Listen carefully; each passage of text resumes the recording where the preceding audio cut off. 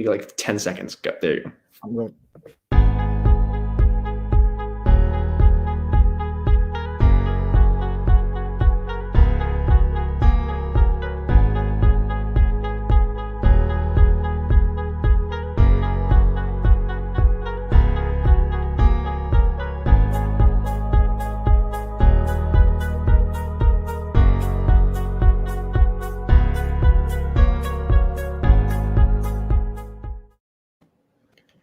Before we start, I'm sure many of you have heard the devastating news of senior hockey player from Bishop Fien, AJ Quetta, has suffered injury due to a hockey accident earlier this week.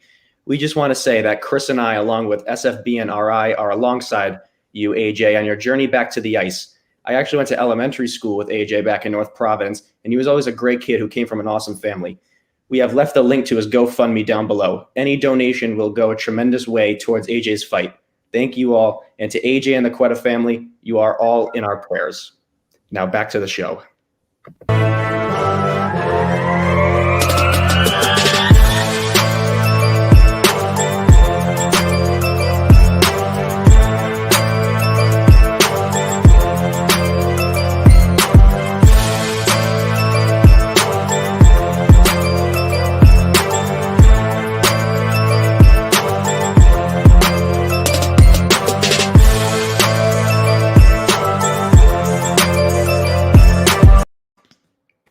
All right, and we are back. Thank you for tuning in to the fourth episode of the OSA podcast, Ocean State Athlete Podcast, presented by SFB and RI. I'm Nico Minelli. There's my buddy Chris Carbone, and we are here to showcase some of the athletes, some of the state's best athletes on and off their field, and their insight about the game that they love. Chris, what is new and exciting? How's it going, guys? Thank you for the nice intro, Nico.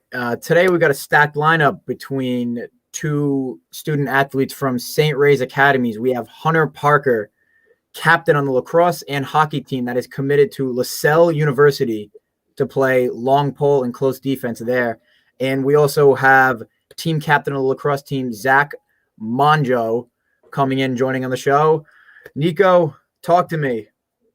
Football season coming down to the wire. We got 2 weeks left. We're talking Super Bowl. We got Chiefs. We got Bucks. Talk to me. Let's hear it. This is like I said last week. I didn't know that football is going to come down to these two teams, both tremendous teams, both tremendous quarterbacks. This is another tough one. I'm thinking because I'm speaking on behalf of Patriots Nation over here. We all know Tom Brady late in the postseason, TB12 in the Super Bowl. He's been here multiple times. I think he's looking as strong as ever. But I'm not going to count out the Chiefs. Pat Mahomes is going to put up a great fight. They also have a tremendous amount of weapons. This is definitely going to be a great game to watch. I can't wait for it. My pick, I think, I'm going to stick to my true pick.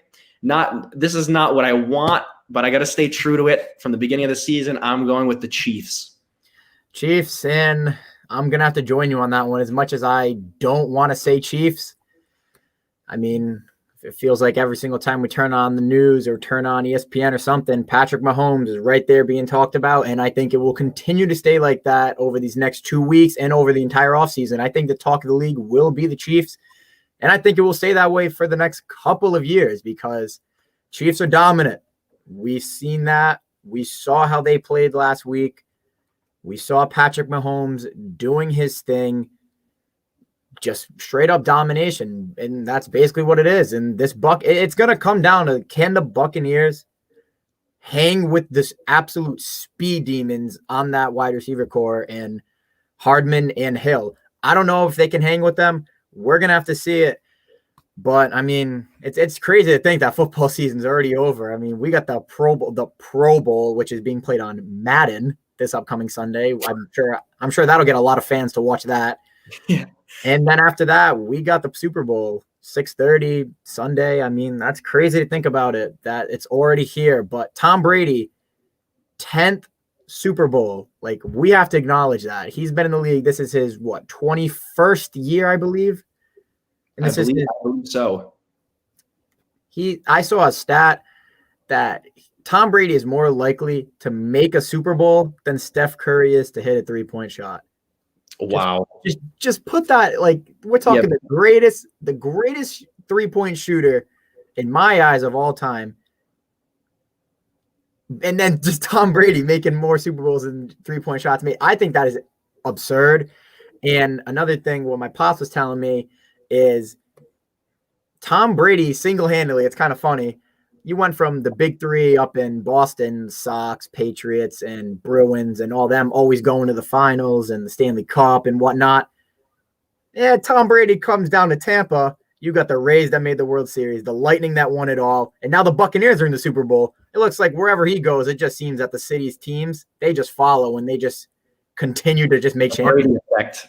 It's the Brady effect. We had the Lightning that ended up winning it all. The Rays that, yes, they didn't win it all. They still have a lot of promise, even though the East is getting better and better every year. I think it's crazy. Like, just to think, like, what the Tom Brady effect, just like how you said it, it's just mind-blowing to me. I completely agree with you. I remember I was browsing on Instagram the other day and you talking about some statistics. I remember I think ESPN put it, since being in the league, Tom Brady himself has been to 48% of the Super Bowls since he's been in the league. It's pure domination. That's insane. Just to put that in perspective, he's almost been to half of the Super Bowls that have occurred since he's been in the league. Yeah, that's mind-blowing to me. I mean, coming from someone from New England, and I don't want to be considered a New England hater by any means necessary, or a Patriot hater, or a Brady hater. I like Tom Brady. I want to see him succeed, especially now that he's out of New England in the NFC side. Mm-hmm.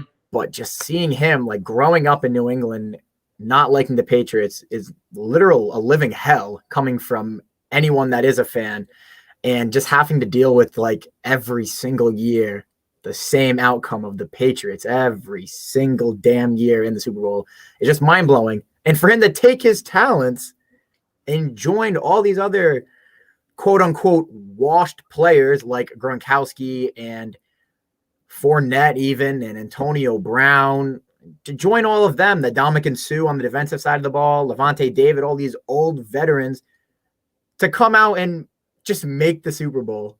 Is no one predicted the Buccaneers to even be a consideration in the NFC South, let alone to make the Super Bowl. Like that, like you said, the Brady effect. Doesn't matter how old. Just like LeBron, he ages like wine, like fine wine. The older, the better he gets. And seeing the numbers he's been putting up this year, the touchdown interception ratio, it's crazy to me. It is crazy. And, and even I'm thinking about it, like what you said, growing up, not a New England fan. This is the first time really. Like I've always grown up. I was born we were born in 2003. I was brought up watching my teams win: Celtics, Patriots, Sox, Bruins. I've seen multiple championships in my lifetime, and it's just weird for once seeing my Patriots not the same outcome as usual. Yeah, I'm pretty sure last time I remember, if I think off the top of my head, even the year when Brady tore his ACL in week 1, don't quote me on this. I want to say Schaub was the quarter. It was one of those, like, you know how there's like those 5 quarterbacks that just bounce around every team. Yeah. Mm-hmm. It was one of those quarterbacks. Still somehow made it as a wild card team, or I don't think they won the division, but they won the wild card. And even without Tom Brady, they still made the playoffs. But another crazy thing that's going around is Deshaun Watson has officially requested a trade from the Houston Texans. Lots of different trade scenarios. I've seen from the Panthers are the front runners. I've also seen the Patriots giving up a lot of picks. I mean, where do you see his ideal destination? I saw a couple mock trades today. I saw the Jets, the Dolphins, the Patriots. The only thing about I would love Deshaun. We need a quarterback, but I saw in this mock trade that it said potentially giving up J.C. Jackson, which I'm not a fan of because J.C. Jackson was one out of like the 5 players we had this year that actually like had a good season. You know what I mean? That's that's giving away another piece of our future. So I don't know. I've heard Deshaun say he wants. Didn't he say he wanted to go to the Jets? Like a lot of teams. Um, I know you were saying how Patriots, that'd be cool. Jets. I mean, whatever team gets traded to, a lot of picks are going to have to come into effect yep, because that's an expensive player right there. that's an expensive player. We're talking an elite top 5 guaranteed quarterback will go out there and just put points up on the board, even with the option that he had this year. And as his number 1 receiver was for half the year was Will Fuller. Don't get me wrong on Will Fuller. Will Fuller is a great wide receiver. But that's really all they had. They didn't have much of a run game. Watson was doing it all on his lonesome, and he was making it work. That being said, I've seen plenty of Jets trade, but if the Jets make that trade, the second pick is going to have to come up. And as a Texans fan, if that trade goes to the Jets, I'm ecstatic for that trade because that means you're bringing in either Jalen Hurts or you're bringing in who's the other guy? Wow, that's bad. I'm drawing a blank. Kid from BYU, the young kid from BYU. You're either bringing in one of those 2 quarterbacks, and boom, there's your building block for the rest of there's a building block for the rest of the future. But if I were to guess, I would to go with the Carolina Panthers trading, including Teddy Bridgewater in that trade, sending Teddy over to Houston, as well as them receiving numerous picks for Watson. So yeah, I mean, I see that. I mean, it's gonna be a crazy year, I'll tell you that, because this free agency class coming up as well is loaded with talent at the wide receiver position. We're talking Allen Robinson leading it off. We have plenty of safeties, plenty of very good cornerbacks, and great other quarterbacks such as Stephon Gilmore that have been in numerous trade talks to even possibly move up in the draft to take a quarterback or take a better player. But that moves us away from football. Let's talk lacrosse. We're going to have some lacrosse kids on the show. Let's talk lacrosse. Big news in lacrosse this past week is T.D. Erlin, face-off specialist from Yale, former Albany, transferring to Yale, now transferring again to the University of Denver. And seeing this happen is, I mean, I get where he's coming from, the whole Ivy League possibly being shut down for sports, and they were the first to do it last spring. But how do you feel about a college athlete playing at 3 different colleges over his years? First, I want to start with I thought it was cool how the Ivy League awarded the players 1 more extra year of eligibility due to the loss of last year. But yeah, this kid's an absolute weapon. However, the 3 school thing, it's a little odd. You know, it's to the normal eye, it's a little odd. I personally would have ended my career with who I started it with. That's just personally that's my point of view on it. But yeah, this kid's an absolute weapon, and he's gonna help whatever team he's on for sure. Yeah, I mean, seeing that he's gone to championship weekend with Albany when they were in Gillette, when they were up in Philadelphia, not last year, the following year before that, he was in the championship game with Yale. They fell a little short to Virginia. They fell a little short to Virginia, but once again, another championship weekend, and now we're talking Denver, which there's another chance at a championship weekend. I mean, making it with 3 different teams, don't get me wrong, is insane.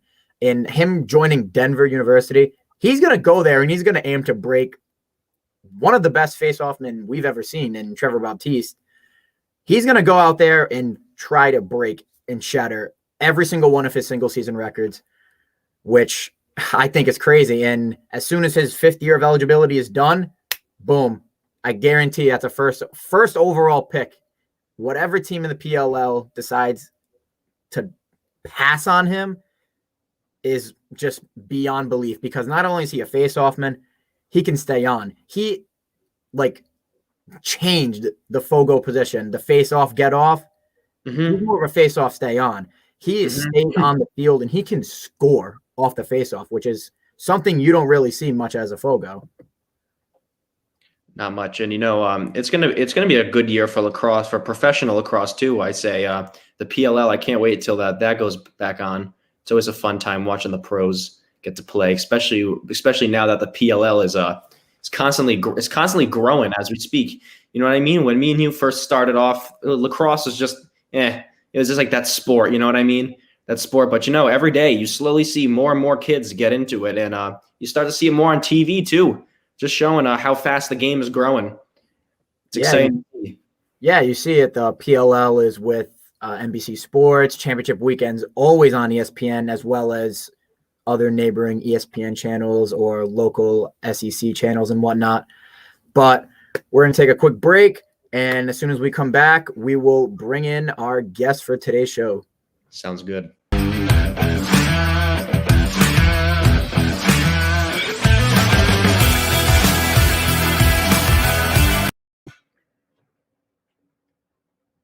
All right, and we are back. Thank you, everybody, for tuning in to the OSA podcast, Osher State Athlete Podcast, presented by SFBNRI. I'm your host, Nico Mainelli. There's my co-host, Chris Carbone, and we are here to showcase some of the state's best athletes on and off their field and get a little insight about the game that they love. All right, so coming onto the show right now, we have two members of the St. Ray Academy lacrosse team, both team captains. We have Zach Mongeau as well as Hunter Parker joining the show, and we'd like to introduce them onto the show right now. What's up, guys? What's going on, boys? What's going on, guys? Thanks for joining. We appreciate it. Anytime. Of course.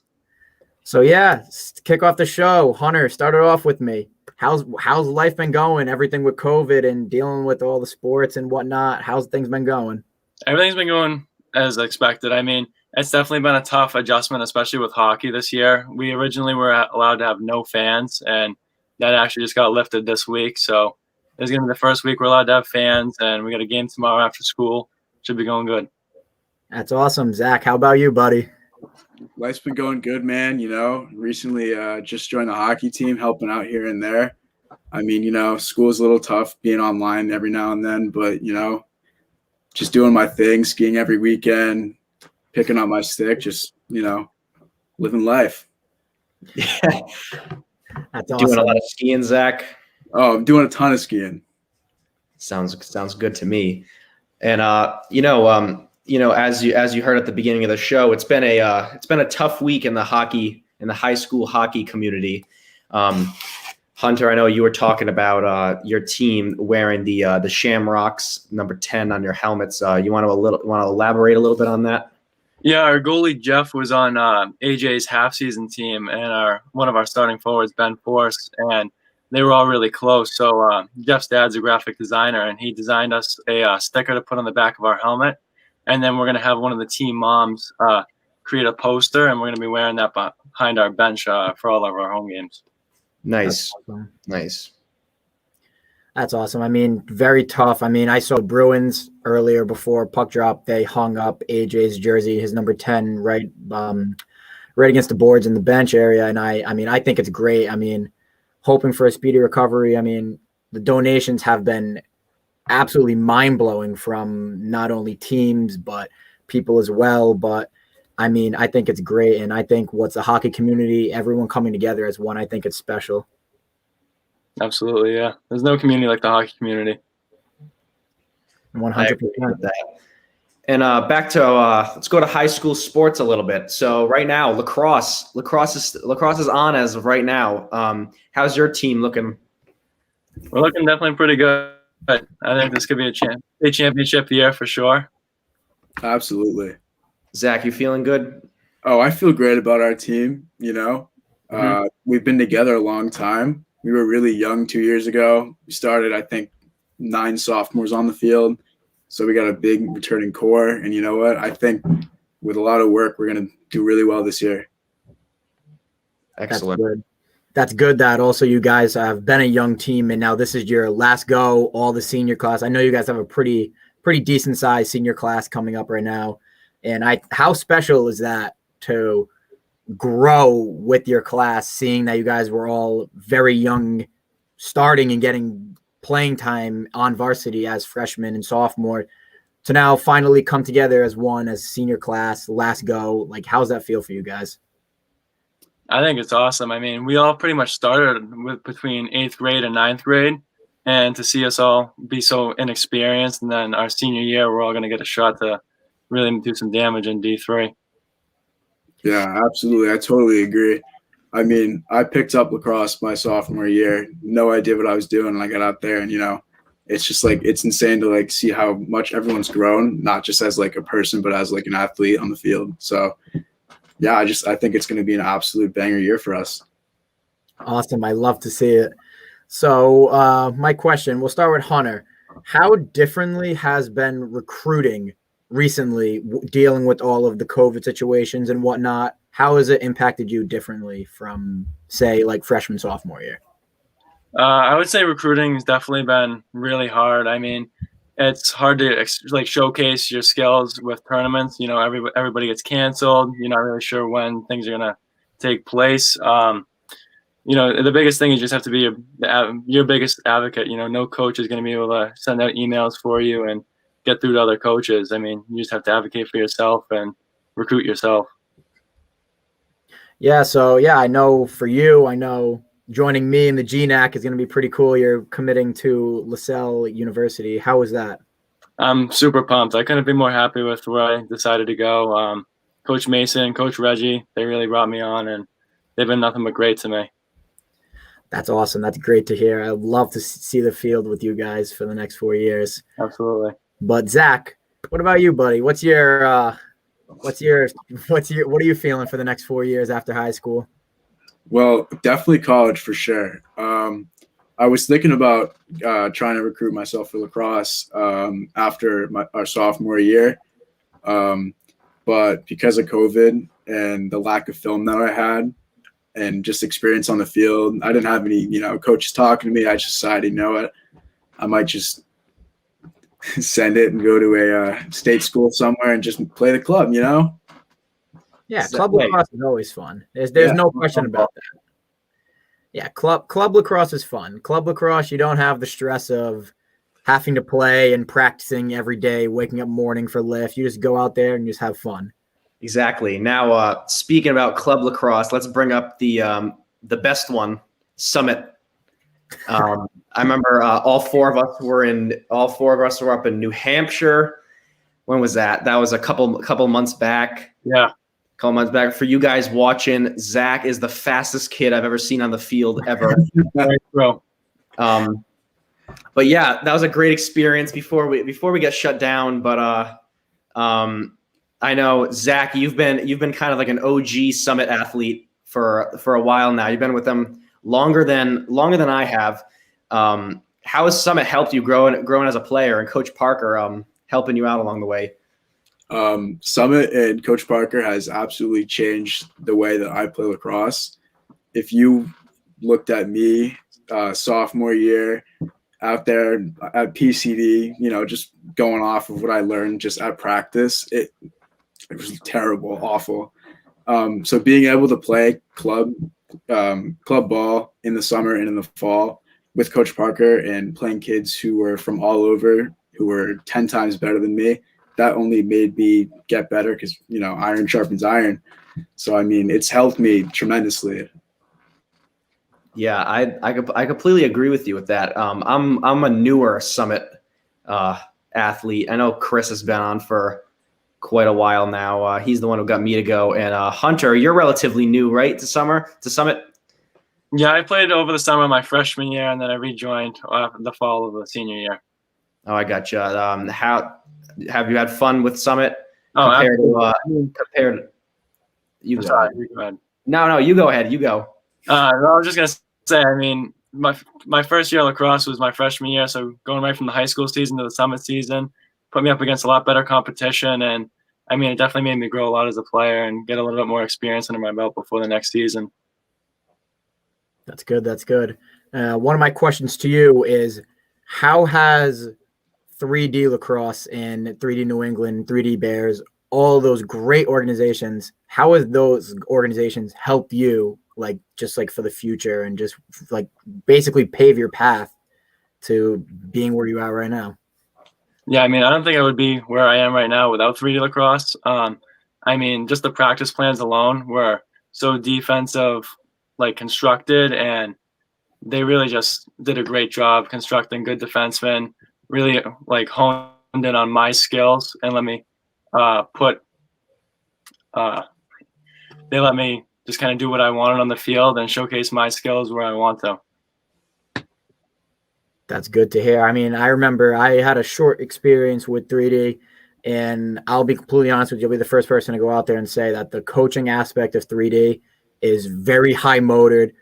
They don't mess around with any BS or anything. They're high motor and they want to get the kids better. And that's what I think is great. And seeing Rhode Island based teams be successful, such as Rhode Island lacrosse is just growing by the day. We've gained lots of different summer teams.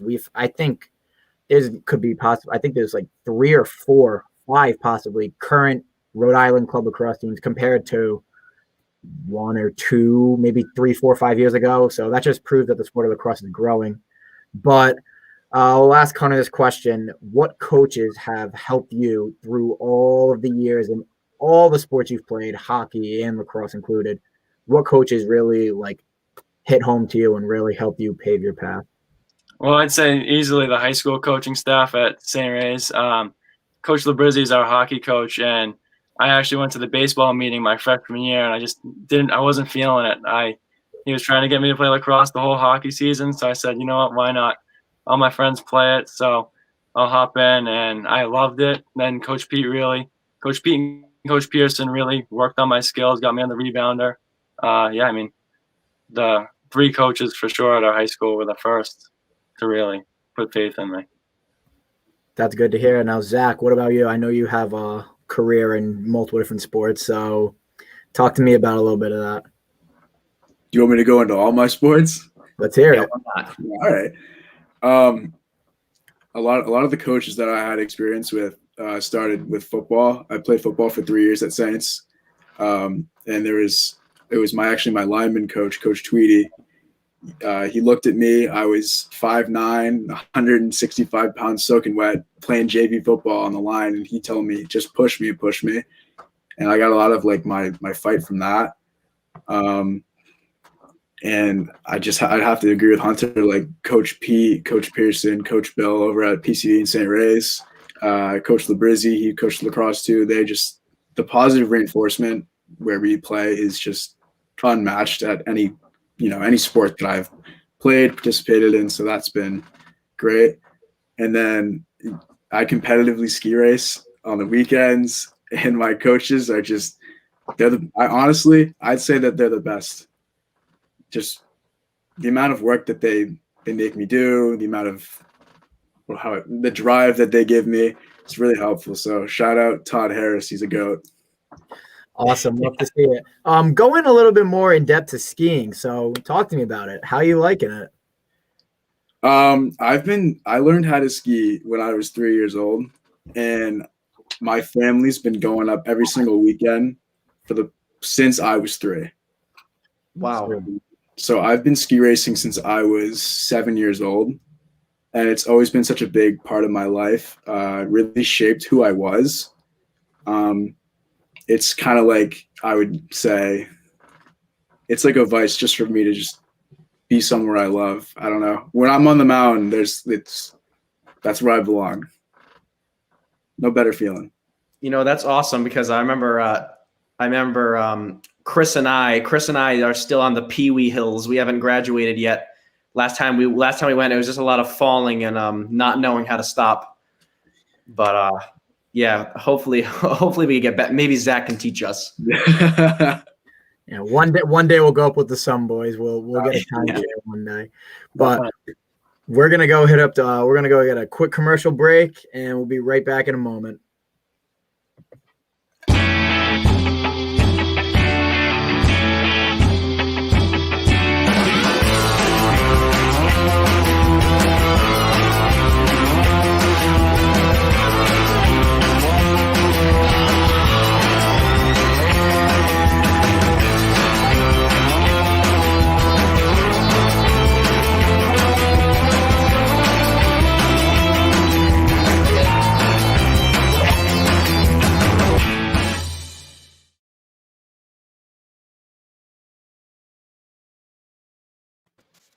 All right, we are back. Thank you guys for tuning in. This is the OSA podcast, Ocean State Athlete Podcast, presented by SFBNRI. I'm Nico. There's my co-host Chris, and we are here with our good buddies Hunter and Zach. Now, back to the high school season. How do you guys feel about playing in masks? I know Hunter, you just started probably getting used to it. The season just started. What's both of your takes on wearing masks?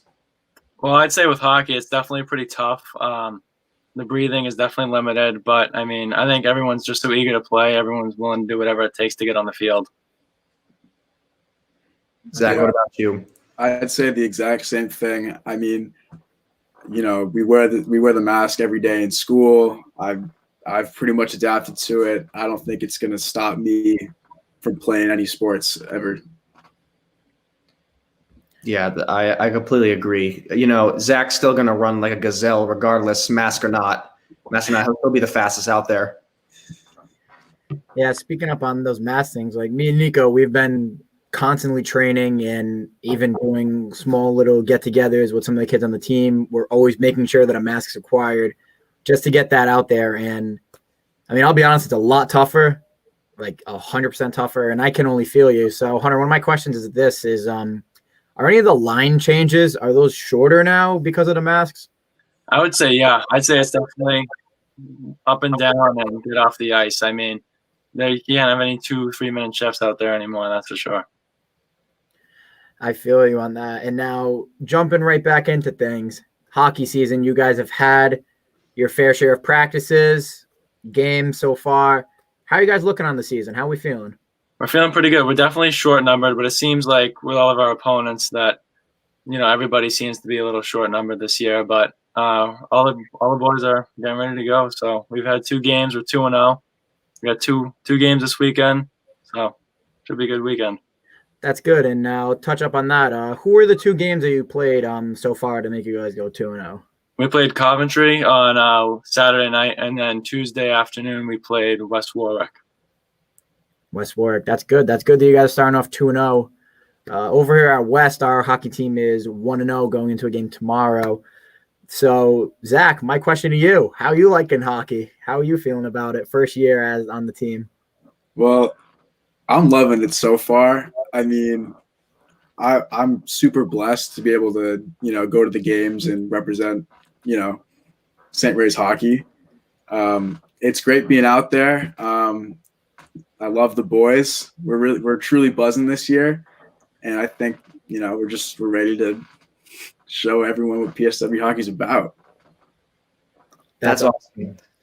Now, have your mindsets changed at all? Being now that we're seniors, you know, you kind of have more leeway on the team. You know what I mean? You start taking things into your own hands. You have more of the initiative. Has that kind of been like almost like more like a motivator this year? Yeah, absolutely. Especially with us being in the playoffs last year and getting pulled out in the first round due to COVID. Yeah, I mean, everybody's ready to roll this year. It's just been such a big motivator. It's really been a good fire. That's good. Zach, how about you? I mean, I can't really speak on the motivation fact just because I don't play. But, I mean, when I show up to a practice or when I'm at a game, and, I mean, all I see is fire in everyone's eyes. I mean, people just really, like, we really just want to play. And, yeah, it's just getting it done. Awesome. Hell yeah. And one of my questions for you, Zach, is as being the hockey team manager, what are some of the roles that you have to take on as being that guy? Well, the roles that I have to take on, they're definitely a lot different from the fan section last year. There's no more banging on the glass, no more screaming, no more signs. I've traded all that in for, you know, bringing the pucks down to the ice every now and then. I've been posting on the Instagram stories, live updates here and there. Tomorrow, 3:30, Facebook Live, SRA Saints Athletics page on Facebook. I'll be live streaming the game. Perfect. So, just, I guess, maybe music here and there. That's really it.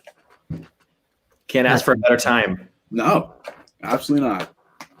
That's awesome. Just going out there, even though you're not playing, you're still getting all the aspects like you're playing. You're still in there with the boys every day. So coming out to talking about hockey and lacrosse, both sports, I know that both you guys were named captains for this upcoming lacrosse season. Hunter, we'll start with you. How much of an honor, especially for you, being named captain on hockey and lacrosse? What does that mean to you? It means everything to me, especially being chosen by your peers. It just shows the trust everybody has in you and the team. I think every year you learn a little bit more from previous captains, what you like, what you don't like. And, by your senior year, you just take control of the team and really just run it how you want to see it. That's awesome. I mean, just having the opportunity coming from me and Nico, even being captains as well over at West, I mean, it's an honor. I mean, being voted on by your peers and whatnot, and being just like feeling like you control this team, like all the underclassmen and the other juniors and seniors on the team, they feed off of your energy. They see what you're doing and they mimic that. So Zach, how do you feel about being a captain for SRA Lax? It was honestly a huge honor. It wasn't something that I really expected to happen, just given off, the timing of me coming and playing, and especially missing junior year. So it was really cool to have, my friends, my teammates vote for me, and coaches vouch for me about not just my ability on the field, but more so like, being vocal with the team, just trying to be a motivator and a leader. And it's really cool to be able to, just really just kind of like lead a team, be in charge and just prove to everyone that like I got this. Yeah, I completely agree with you, and to the fact that how is it like being like a smaller school in RI and having a co-op with other schools? Is that kind of like, is it like a good mix of kids? Is the bond still there? Yeah, I would say you don't even know, to be honest. I mean, our motto for our hockey's always been 3 schools, 1 vision, and then that transfers right into lacrosse with 2 schools, 1 vision. I mean, we all wear the same jersey. We all play for the name on the front. So, yeah, I totally agree. At the end of the day, with captains, like once we're in the season, like it doesn't matter like if it's a PCD captain telling you what to do or whoever. Like we all come together as a family, and that's something like we really like preach during like the first 3 weeks of practice. Is like, even though like we go to different schools, we have different friends, whatever, different situations with families, whatever. Like we all come together as one family on that field, no matter what. Yeah. And now, do you guys have like 2 other captains from PCD, or are you guys just solely the? Yeah. So there's 4 captains in total for lacrosse. Hockey, it doesn't really matter. It's just seniors whoever gets voted in, but lacrosse is 2 from each school. I gotcha. So speaking up a little bit more on the lacrosse aspect of things, how are you guys feeling about this year? I mean, going in there, like how we were talking about earlier on in the show, being a big senior class from both PCD and St. Ray's, how does it feel to just all come together? Because I know a lot of kids have played over on different teams. Like you've had your own teammates from the same school playing on different club teams, facing each other as rivals. Coming together as one for one last run. I mean, how does it feel to be a senior knowing that this is your last go? I mean, we only got 1 more shot at a ring, so I think anything short of that is not going to be acceptable for us. I think everybody feels the same way, especially all the underclassmen. I was surprised to see in the group chats and stuff how excited everybody is, that, especially with COVID going on. There's not much else we can do except for be excited for the season and look forward to it. So everyone is just really excited and wants to get it going. Yeah, and you know what? You saying that, we realized too at West, the freshmen are ecstatic to get out there and play. They have they're not like the stereotypical like timid freshmen. You know what I mean? Coming in, they're not nervous at all. They're ready to just jump right into it. So shout out our West Lax freshmen. And I don't know if you guys heard, but some pretty exciting news today. Wolf Athletics actually said that starting in February, PLL mini sticks will be sold at your local Walmart. So that's pretty exciting. That's back to now we're stepping up into stores, even better. But what's your aspect on professional lacrosse? Are you guys avid like PLL watchers? You guys have a team you root for? I'm not too big into it. Usually I'm playing hockey or out with people when it's on. It's tough because it's always in the afternoon when it seems to be on. But I definitely was a big fan of seeing the interviews on the field mid game. I thought that was definitely a cool aspect that lacrosse has that other sports don't. Zach, how about you, buddy? Yeah, for sure. I mean, I'm not like Hunter. I'm not huge into professional lacrosse. I mean, I follow all the social medias. If I had to pick a team, I'd have to go with the Archers. Scott Ratliff is sick. That's Nico. Got some great players, but I mean, most of the times, like the games are on at crappy times. I don't want to pay for NBC Sports Gold, to be honest. Yeah. But it's really great to see that, like the sport is growing and that people are actually taking interest in it more and more. Yeah, let's go 100%. And Hunter and Zach, I got 2 questions for you. Hunter, I'm going to go with you first. What is one professional or collegiate lacrosse player that you really look at and you want to just grind to be just like that player, someone that inspires you to play the way that you play? Jared Newman, 100%. We actually, the 4 of us all got to work out with him last year, and we all had a great time. And I mean, seeing that guy shoot as hard as he did was just definitely something you want to work to get. Zach, how about you, man? Like I said, I'd probably want to be Scott Ratliff. That guy's an absolute animal. He's a two-way machine. And you know what? I think my biggest weakness is, transitioning to offense. So I kind of try to model my game after him. Yeah, Scott Ratliff. He made a name for LSMs in lacrosse. Just watching him play, like you said, he's an animal. He can run, shoot. He's just an overall great player. I think it's really important that we have a pro like that to show really the job of an LSM. Definitely two-way players. Probably like the most athletic on the field, I'd say. Yeah, 100%. I mean, he completely changed the game of the LSM position. I mean, you come in looking at an LSM, you think, all right, their main goal, come on the field, play defense, and then get off the field. Whereas him, he will stay on offense and he will set up something. And if you don't cover him, he'll let it fly from 2-point range and he'll hit it most of the time. He makes it so he's a long pole. You don't have to cover him. He's not hitting net to, oh, shoot, we have to get a pull on him. Not even a short set. We have to get a pull on him or he's going to rip it from anywhere. But keeping the same talk for lacrosse, Hunter, what does lacrosse mean to you? This is a pretty big question right here. I mean, coming from someone that started his freshman year, what is lacrosse and just the game overall? What does it feel? And what have you done with lacrosse and how does it feel? If you asked me that question freshman year, I'd probably laugh at you, to be honest.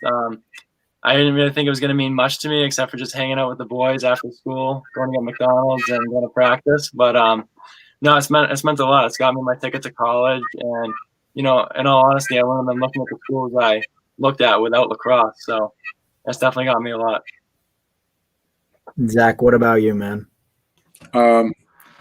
Lacrosse means a whole bunch to me. I wouldn't say, as much as Hunter, but it's definitely been an outlet for me to meet people that I would have never met, like you guys. I would have never met you guys if I didn't play Summit. So just being around new people, trying something new, and being able to fall in love with a sport that I thought I was gonna hate, to be honest. It's been an absolute joy. And I hope that even if I'm not playing lacrosse in college on a team, but I hope it somehow sticks around for the rest of my life. Yeah, it'll 100% be there. I mean, you see lacrosse every year, even at the youth level, growing every single year. And if you're not playing it, maybe coaching it, watching it, I mean, it'll keep going on. Nico, how about you, man? What's lacrosse mean to you? Look, same story as both of them. I had no clue what I was walking into in lacrosse. It was 5th grade. My dad, I was playing hockey at first when I was a real little kid, but then I kept complaining that my feet hurt in the skates, so I didn't feel like going. I didn't want to go back after that. I played basketball, didn't like that. I used to pass to the other team when I was playing. But then my dad came home one day and he was like, "Oh, CLCF, our Cranston team." He's like, "CLCF is having their first practice this Thursday night or something like that." He was like, "I think you should try." And I was like, "Are you sure?" I was like, at that time, I was like, "What even?" I was like, "What even is lacrosse?" I was like, "I've never heard of it ever, really." But yeah, he signed me up. I remember the next thing we did, we just went to go get gear at second time around. Put it on, and then I was out in the field. Didn't know a single thing of what I was doing. I was just running around trying to mirror the rest of the kids there. But lacrosse has definitely been a huge aspect of my life. I've met some of my best friends through the sport, and playing high school lacrosse. There's nothing like playing a high school sport because you meet a lot of kids. You get to play in front of your school. In front of other friends in the school. You just get to represent the school on the back of your jersey. It's awesome. I'm so glad that I got into lacrosse, and yeah, I wouldn't be the same without it. Yeah, man, I feel the same way. I mean, just saying like Hunter was saying, like I started my 8th grade year. I started late, just like almost everyone in this call. And if you would ask me that 8th grade year, I would have been like, what, lacrosse? No, yeah, I'm playing football. When that came to high school, that changed completely 100% as soon as I started playing the game and I fell in love with the game. And just like how Hunter was saying, if it wasn't for lacrosse, I mean, I would not be where I am right now. I mean, once again, like punching my ticket into college with lacrosse was very helpful. And if it wasn't for that, I mean, I'd probably be in the same boat as a lot of people, struggling and trying to pray to get into admissions and whatnot. But also, some good news. I just got a text message from Coach Shane Parker saying that Jared Newman will be making a return to one of the practice fields one day once COVID starts to slow down. So if any of you lacrosse players are watching and you want to train with the fastest shot holder, get in contact with Coach Shane Parker, set you up. Go. So it's always a blast with Summit. That's at Summit Athletic on Instagram. Yeah. So yeah, Zach, give me this right now. How's it feel to like even train with one of the former defensive player of the year in Jared Newman? How was that? Oh, it was absolutely electric. Like, I mean, like I said, dude, like I started playing lacrosse like literally like 2 years ago. And then like that next February, like I'm inside Teamworks in Tiverton, and I'm standing like 5 feet away from like the DPOY. It was a crazy experience, and like even that one practice like with him, just like picking his brain, like watching him like develop all of us, just like helping us learn like slides and how to check, how to shoot, everything about it was unreal. There's no words. Hunter, what about you, man? Yeah, I mean, basically the same thing as Zach. I mean, I'd only seen Jared Newman on Instagram and on highlights, and then just be standing on the same field as him, watching him shoot 120 miles an hour at Durante and all those guys was pretty impressive. I mean, it definitely makes you want to just get better and work as hard as he did. Yeah, I mean, standing on that field, I mean, going up to it, I'm like, oh yeah, I mean, it's cool. I get to train with Jared Newman and whatnot. And then when he actually steps on the field and you see like the size of him and just standing there, like you just stand there in awe. And for most other like people who play other sports, Jared Newman from the defensive standpoint is basically like training with JJ Watt, I would say. He's got the same like accolades and whatnot, just in a different sport. And being able to train with one of the best defensemen the game have seen, and he's evolved the game as it is, and offensively for a defenseman, not even a long stick midi, a defenseman, doing what he does is absolutely crazy. And like learning all the different slides and checks and just having him there in your presence, watching you, it really brought the best out of everybody because everyone wanted to impress him. I mean, what defenseman wouldn't want to impress Jared Newman? I mean, we're all working our asses off, trying the best to improve. And I mean, I think it was a great experience, and hopefully being able to do this again soon would be awesome. Absolutely. Especially seeing like his story and how late he started in lacrosse compared to all of us. I mean, it's just definitely an inspiration to everybody. Absolutely. And the fact of him being a Providence College graduate, which is pretty crazy, and how he made it to the pros because he went to college relatively close to all of us. So that's pretty crazy to think about. Yeah, he went from a kid starting lacrosse just like me, Hunter, and Zach, starting in his high school years, and then originally being a basketball player, now playing lacrosse. Ends up going to community college, ends up balling out there, ends up getting a scholarship from PC. As you can see, Mike Orman in the comment section going, "Go Friars." So, I mean, just seeing someone, and then he went on to go play in the MLL, which is now with the PLL, as then his first year as the PLL's existence. He wins Defensive Player of the Year, and the Chaos do their thing. But other than that, we're going to hit a quick commercial break, and we'll be right back with our last segment of the show.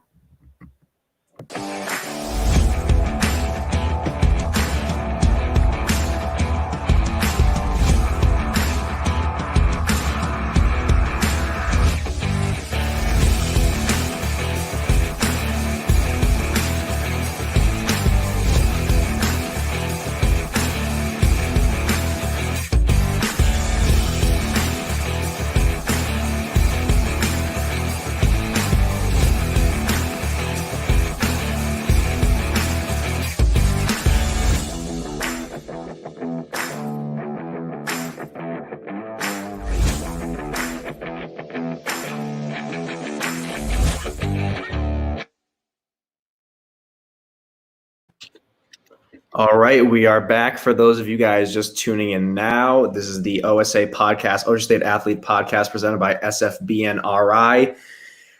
I'm Nico Minelli, and there's my co-host and good buddy Chris Carbone. We are here with our other two friends, Hunter and Zach. You guys made it. This is the OSA lightning round questions, we like to say, and we've put together our fan favorite questions. So we'll start. Any of you guys can answer first. 10 questions. All right. So first question to either one of you guys: where is your favorite fast food place? Taco Bell. Oh, Taco Bell. Taco Bell. Oh, both Taco Bell. All right. Number two: what is your favorite thing to drink besides water? Gatorade. Ginger ale. Gatorade and ginger ale. Ginger ale. I like ginger ale, but I kind of get like that, like I'm sick kind of mood from it because, they tell you to drink ginger ale when you're sick. That's true. But Nico, we got ourselves someone asking a question themselves in the comment section. We got my buddy Luke Monefusco throwing a question out there. Did you guys see that? That was actually the next question. So this one's for Luke. He asks, "What's your go-to gas station food?" Beef jerky for sure. Snyder's of Hanover, honey mustard, and onion pretzel bites. Oh, that you brought up. You brought that's. I'd have to agree with you. Yo, shout out to the Angels for those. Those are gas. those are gas. All right. Number 4. If you could have a dinner with anyone in the world, who would it be, dead or alive? Or we'll start. Go live first.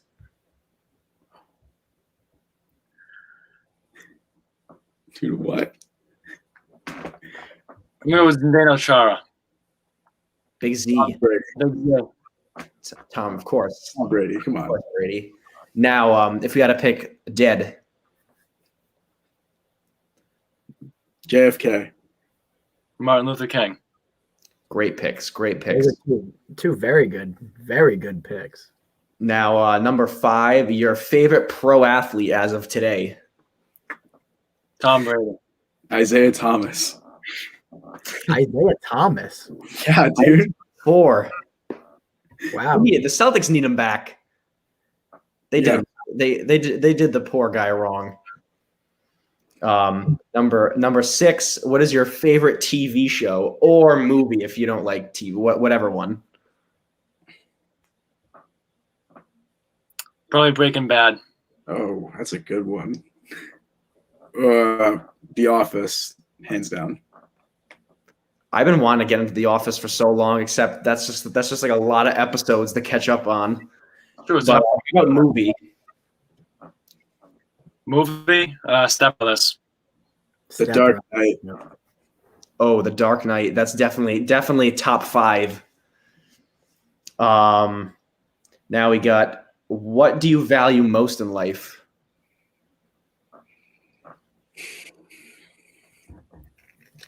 Loyalty. Respect. Loyalty. Respect. There you go. Those are 2 new ones. Great picks. Number 8, if you could eat one food and not gain any weight from it, what would it Chicken parm, hands down. Yo, Pop-Tarts. be? The strawberry ones, though. Yeah, strawberry only. Only. That's the only Pop-Tart I've ever eaten. But next one is, if you could live through another moment that you already lived through, what would it be? Knowing that the hockey team was going to go to the state championship for sure. Yeah. Like, I'm going to have to say that too. Like, game 2, Cumberland PSW, like overtime, Ben Hicks overtime goal, that feeling right there, I relive that every day of my life. It's a great feeling. Yeah. And last one, favorite place to travel. I'm going to say the Outer Banks, North Carolina. Have you been there? Yeah, I go every summer usually. Oh, really? Wow. It's pretty sweet. I'm going to have to go with Nantucket. Nantucket. Yeah. Why Nantucket, Zach? It's I don't know. It's remote. It's not Martha's Vineyard, a little less, touristy.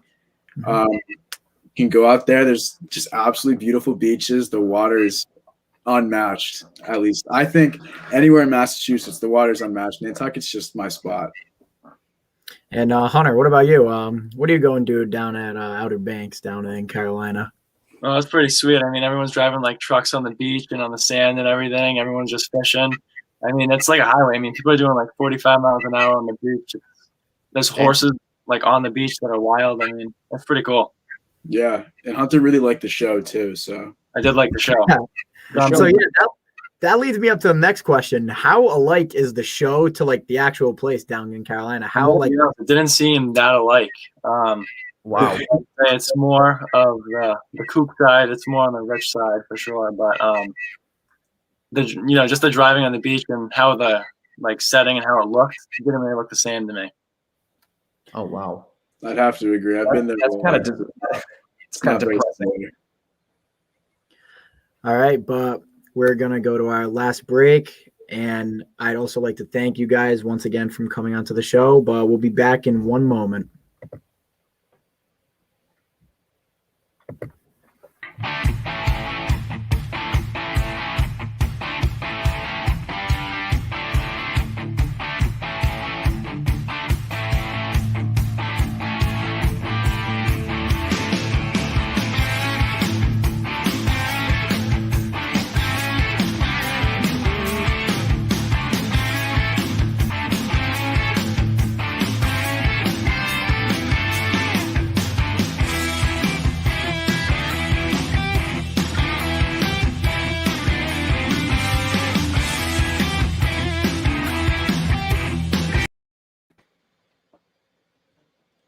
All right, we are back. And like we said at the beginning, if you didn't catch the beginning, I'm sure many of you have heard the devastating news of senior hockey player from Bishop Fian, AJ Quetta, has suffered injury due to a hockey accident earlier this week. We just want to say that Chris and I, along with SFBNRI, are alongside you, AJ, on your journey back to the ice.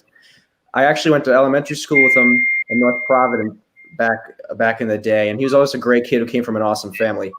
We have left a link to his GoFundMe down below. Any donation will go a tremendous way towards AJ's fight. Thank you all. And to AJ and the Quetta family, you are all in our thoughts and prayers. All right. So that concludes the show. Zach and Hunter, we want to thank you guys for taking time out of your day to come on here. We really appreciate it. It was great talking to you guys like usual. Great talking to you. Thanks for having us. Yeah, of course, man. It was a pleasure. Awesome. We'll see you guys hopefully on the field come spring. Absolutely. Get some work Absolutely. in. But on behalf of SFBNRI and the whole crew, all of Ocean State Athletics, we'd like to say thank you for tuning in to tonight's show. We'll be in the same exact place next week, Thursday, 9 p.m. Follow all of our socials. Thank you again, my co-host Nico, Hunter Parker, Zach Mongeau. Thank you guys again, and we'll see you guys later. See you, boys.